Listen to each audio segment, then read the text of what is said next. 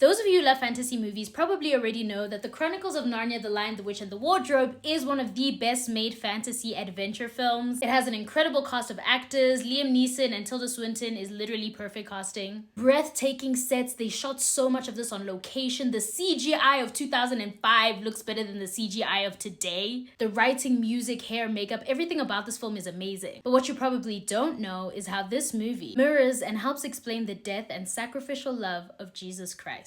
Let's break it down. So the story follows 4 siblings who are sent far away from their home because of the war, and they're in this new weird house and they don't really know what's going on. And the youngest sibling, Lucy, comes across this old wardrobe and it leads her into a mysterious magical land. Now in this magical land, human beings don't exist.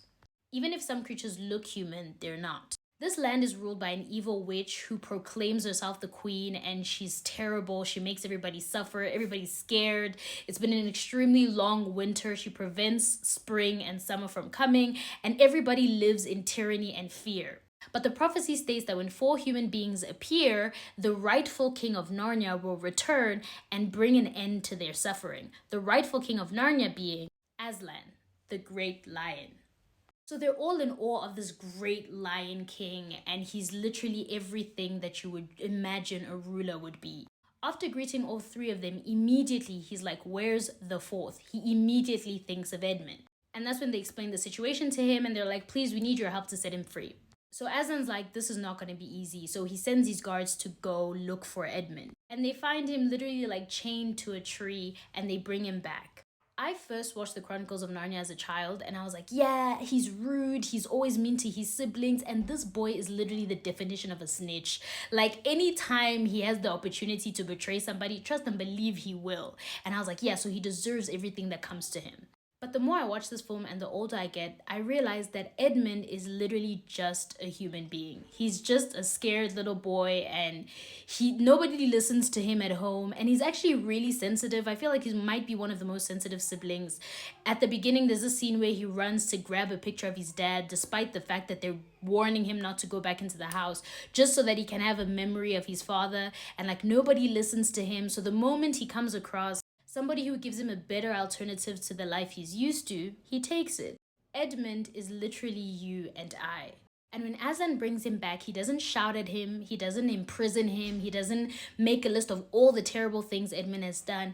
Instead, he has like this very quiet, peaceful talk with him. Aslan sees Edmund for what he is, which is a scared, hopeless little boy in desperate need of love, compassion, and kindness, rather than the traitor or sinner that everybody else sees him as. So Aslan brings Edmund to his siblings and he's like, there's no need to talk about what happened. What's done is done. Here's your brother. And it's like the story of the prodigal son where Lucy runs into his arms just genuinely happy to have her brother back. Meanwhile, he's the brother who's always mean to her, but she's just so happy that he's back and that he's safe. But actions have consequences. So the evil queen comes to Aslan's camp surrounded by all of Aslan's soldiers. And she's like, listen, that boy is mine. So basically the laws of Narnia states that any traitor belongs to the evil witch and the price for treason is death. By law, it doesn't matter whether or not his siblings forgive him. Edmund betrayed his siblings. He's a traitor, so he has to die. So the witch starts quoting the laws of Narnia to prove her point to Aslan. So basically the witch is like testing Aslan, and though he's usually always calm, he gets mad and he growls at her and he's like, don't cite the deep magic to me, witch, for I was there when it was written. And I was like, you tell her, Aslan, you tell her. So basically Aslan calls the witch and he's like, let's go talk in private. And they have this conversation that nobody hears. And when she comes out, Aslan's like, it's okay, Edmund is free. So everybody's like super happy, but only Lucy realizes that Aslan looks sad, but he doesn't explain why. Then that same night when everybody's sleeping, Aslan leaves the military camp to go somewhere. So Lucy wakes up and she wakes up Susan and they start walking with him. And, they're like, Aslan, where are you going? And he's like, doesn't matter, but it would be nice to have some company. So they walk with him to a certain extent, and when they arrive at the bottom of a hill, Aslan's like, okay, you two have to go back now, but thank you so much for walking with me. So naturally, these 2 little girls don't listen, and they go hide somewhere in the bushes to try to figure out where is Aslan going. And in one of the most terrifying scenes in a children's movie, guys, this scene has no business being as scary as it is.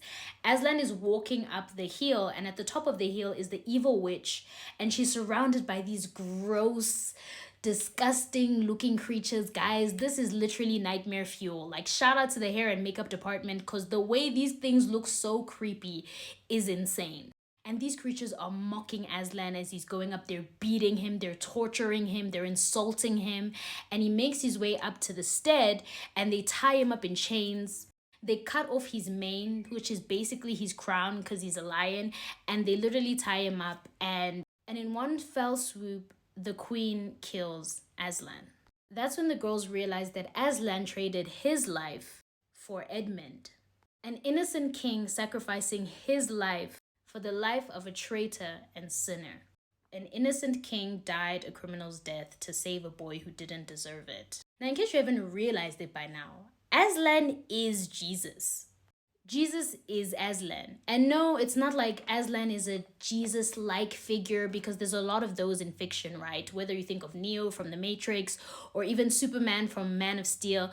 In the words of C.S. Lewis, Aslan is an incarnation of Jesus in the Narnia universe. So think about it. If it's an alternate universe, the Jesus of that universe is Aslan.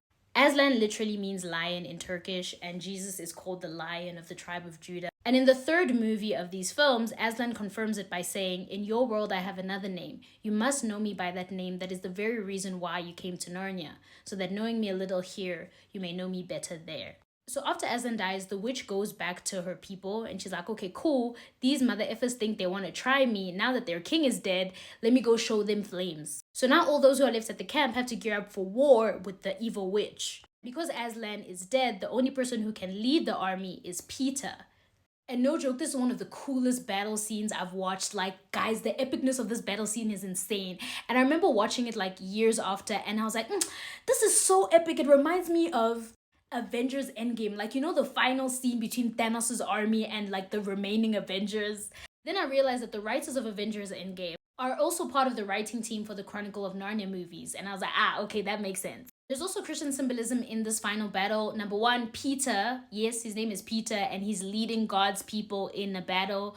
On this rock I will build my church. You get the message. Peter is said to be the king of Narnia, appointed by Aslan. And Peter is riding a unicorn. In early Christian art, Jesus was represented as a lion, a lamb, or a unicorn. Also, at some point during this fight, a phoenix appears on Peter's side, you know, the legendary bird that is a symbol of resurrection, foreshadowing the resurrection of Aslan. So back to the hill, the girls are crying because Aslan is dead, but Susan's like, listen, we have to go back to help the others because they're fighting and, you know, they're going to need all the help they can get. So they turn around, and as they do, an earthquake happens. And when they turn to see the table, it's empty. And behold, Aslan has risen from the grave. And he comes back to life because he was innocent. He's like, if the queen really understood the law that she was quoting at me, she would know that no innocent person can be killed on this hill and not come back to life. Remember, Aslan was there when they were writing the laws of the universe. So of course he understands it better than anybody else. So he comes back to life and he's like, I bet, let's finish this. But first, he goes to the queen's castle and frees everybody that she had turned to stone, and then they all head to the battlefield. Now, at the battlefield, things are not looking good. Edmund is fatally wounded. Peter is about to get killed by the queen. So many of the Narnians have lost their lives or have been turned to stone. They're losing the fight. But then the resurrected king swoops in and finishes off the witch. And immediately after that, he says, if you didn't believe Aslan was Jesus by now, that should seal the deal. After they win the battle, Aslan gives the kingdom of Narnia to all 4 siblings. Now, I grew up Christian, and I'd be lying if I said I fully understand the story of Jesus. When I was a kid, I used to pretend like I did. Like, the priest would be like, yeah, and Jesus died for your sins. And then I'd be there like, yeah. Meanwhile, I had no idea what he was talking about. Like, why must God come down and then live like us? I get if he's trying to like teach us how to live, but then why must he die and all of this stuff? And I didn't understand. And to date, I don't fully understand all of this. But what this movie, and the more I read the Bible, I realize that at the end of the day, to quote Namor from Black Panther, how is never as important as why. And the why simply comes down to love. We are loved. He loves us, and there was nothing that he wouldn't do for us. So happy Easter weekend. God bless you. So today is Good Friday, the day commemorating the death of Jesus Christ, and this is how the movie ties into that.